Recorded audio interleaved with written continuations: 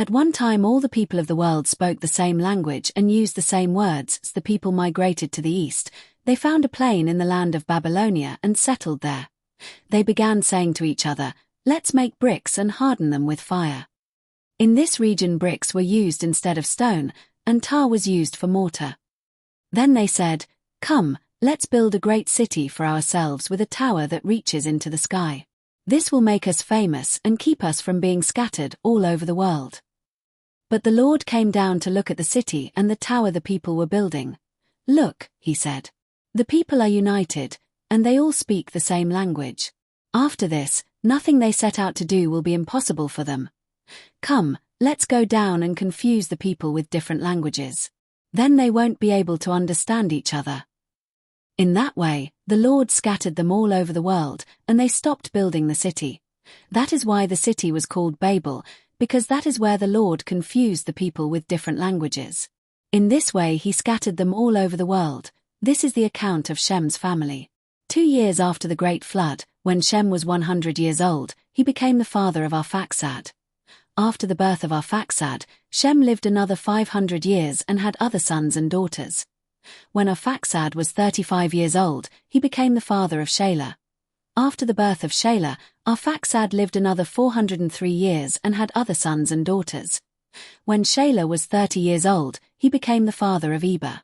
After the birth of Eber, Shelah lived another 403 years and had other sons and daughters. When Eber was 34 years old, he became the father of Peleg. After the birth of Peleg, Eber lived another 430 years and had other sons and daughters. When Peleg was 30 years old, he became the father of Reu. After the birth of Reu, Peleg lived another 209 years and had other sons and daughters. When Reu was 32 years old, he became the father of Serach. After the birth of Serach, Reu lived another 207 years and had other sons and daughters. When Serach was 30 years old, he became the father of Narah. After the birth of Narah, Serach lived another 200 years and had other sons and daughters. When Narah was 29 years old, he became the father of Terah. After the birth of Terah, Narah lived another 119 years and had other sons and daughters. After Terah was 70 years old, he became the father of Abram, Narah, and Haran. This is the account of Terah's family.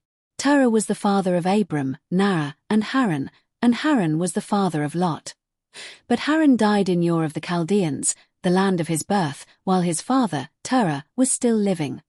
Meanwhile, Abram and Narah both married. The name of Abram's wife was Sarai, and the name of Nahor's wife was Milcah. Milcah and her sister Iscah were daughters of Nahor's brother Haran.